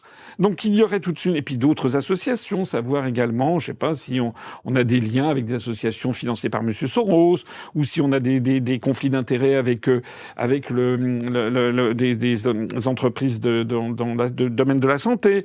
Et puis aussi une vérification des diplômes. Parce que M. Macron, quand il a été candidat, il a dit qu'il avait fait Normal Sup. Non mais c'est incroyable, si vous voulez. Et Monsieur Le Cornu s'est prévalu d'un diplôme qu'il n'avait pas. Mais dans tous les pays démocratiques du monde, ça ne passe pas. Et Attal, on n'est pas sûr qu'il soit réellement diplômé de Sciences Po. Donc, voyez, moi, je pense qu'il y aurait toute une série de choses, et ça 4 mois à l'avance. Voilà, il y a beaucoup de choses. Il faut que les Français soient beaucoup plus exigeants vis-à-vis des candidats qui se présentent à l'élection présidentielle. Ils doivent savoir mieux qui il est, ce qu'ils ont fait et quels sont. Et puis aussi, voilà, qu'est-ce qu'ils ont réussi dans la vie aussi. On pourrait demander, tiens, qu'est-ce que vous avez fait dans la vie et comment vous gérez votre boutique. Vous savez que c'est déjà fini. 1h30, c'est bien trop court. On commence à peine. On commence à peine. Bon, vous restez là, on refait 1h30. Non, je plaisante. Vous avez d'autres choses à faire. Mais en tout cas, c'était un véritable plaisir. Sachez. C'est un plaisir réciproque. Et puis, on plaisante un petit peu parce que de temps en temps, il faut aussi un peu sourire. Mais oui. On a dit beaucoup de choses vraiment importantes au cours de cet échange. Voilà. Il faut que les Français, en fait, c'est en eux-mêmes qu'ils doivent trouver la force. C'est personne d'autre. Hein. C'est eux-mêmes, c'est le peuple français qui doit se dire, il doit comprendre, à mon avis, qu'il faut dégager toute la scène politique française. Oui. Toute, oui. À partir de zéro, vraiment. Je le pense aussi, oui. Je partage aussi, François Asselineau. Merci beaucoup. Merci, Nicolas. Vous êtes prêté à cet entretien fort intéressant.